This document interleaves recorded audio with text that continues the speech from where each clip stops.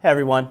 Today we're here with Mr. Liechty. How you doing, Mr. Liechty? Doing great. That's awesome. Going to do a little Wildcat teacher chat. We haven't done that in a while, and we wanted to start a year off with what I think is one of our finest teachers, Mr. Liechty. Let's talk to Mr. Liechty. My first question is going to be a good one. Mr. Liechty, when did you start teaching?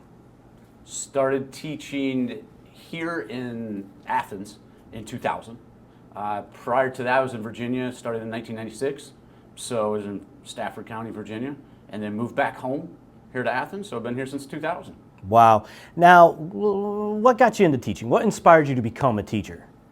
So I actually went to Penn State for a marketing degree and got my marketing degree at Penn State. And during my junior year, I decided to coach a 3rd and 4th grade YMCA basketball team and just kind of fell in love with that. Loved coaching. Easiest way to coach is to become a teacher. So from then on, I just took education classes as my electives, then went to Bloomsburg and got my master's degree at Bloomsburg in just over a year because I was able to do a couple different things. So a year and a half after student teaching, done. I don't know if everybody knows this or not, but you're also an alum. Is that correct? I am. So Class 91. Class of 91. So you've been a Wildcat from the beginning. From the beginning. I was part of the student council officer team that went through the naming, the options, the color options and choices with the student body, and I was part of that group. So I started as a Bulldog, then I was nothing, and then I graduated as a Wildcat. He's an OG Wildcat, folks. I think that's pretty incredible. Let's see what else we got here for you. So you teach business education, mainly. I think that's the bulk of your courses. There might be some other things, marketing, financial literacy, things like that. What brings you the greatest sense of joy by teaching business education to our students here in Athens? I love seeing the light bulb. Yeah. So I teach electives, so for the most part, kids choose to take the class. So they have some sort of general interest. And I just try to get to know each kid, some interests, because I tell them there's a business behind every interest area, whether it's music, whether it's art, whether it's construction, whether you love being outside, there's a business component to that. So then just using those examples, those real life examples in the classroom, and just try to get the spark for them, really. I think you have the best opportunity as a business education teacher to really dive into the real world situations. How do you do that in your classroom? Multiple ways. From my experiences, from my former students and how they started here at Athens and their kind of career paths. I use them as examples all the time. I look to their parents as far as some I know in the community. I've grew up in the area. I know a lot of people in the area, so use that as a informational piece to tie into. You've been here for 25 years teaching mainly business education. You have to feel like you're a little bit of an incubator when it comes to local businesses and also spreading the idea of that you can own a business, be successful as a business owner, just right here in our halls. Sure. I've had kids come through that from hair salons to tanning salons to DJ businesses to a student has an interior design companies. So it's fun. It really is. You never know. That's what I just enjoy about the high school age. My wife could never, she says she could never teach high schoolers. Well, I could never teach kindergartners. So at the high school level, we can have some conversations and just, I just want to make them think differently. Absolutely. And if you guys haven't seen it, I want you to go back to our last Wildcat teacher chat. He's talking about Mrs. Liechty. Mrs. Liechty taught kindergarten last year, and she had for a very long time. I think this year she's in 1st grade. So you guys must have some interesting conversations between business education and 1st grade. There's sometimes, unfortunately, there's a lot of correlation to behavior in high school and behavior in kindergarten. So you see some parallels. At times. So let's think about this. What if you gave a kid $100 and said you had to go out and start a business? As the business education teacher, what would you want them to do with that $100 to get started? First, buy a book. buy a book, where some advice experience-wise that you can learn from that. Whether it's Rich Dad, Poor Dad, whether it's Teach Me to Be Rich. I mean, those are great examples. Right. But so now you've got $75. Where do you start? So how can you hire a friend to do the work that you go out and sell? So then you can pay a friend a little bit and then reap some rewards and just build from there. That's incredible. Education is a partnership. I know you said our classes are elective. My classes are elective. Kids choose to take these classes, which means they have some intrinsic interest, hopefully.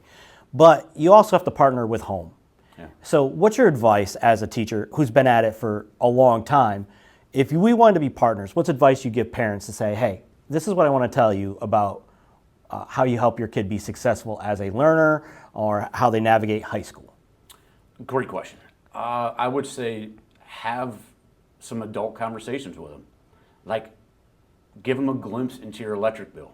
Give them a glimpse into the struggles you've had at home, paying for this or paying for that. What goes into that decision making? As a parent, it's tough. Yeah, it is. I talked with a parent just yesterday in regards to my financial management class, and she was very happy that her son was in there, and they had some dinner time conversations just about, well, aren't all utilities together? No, they're separate, and you have to register. Well, when I get my apartment, what do I do? Well, you need to do A, B, and C. Yeah. So parents, these kids, they want direction. They want discipline, and they're very curious. Right.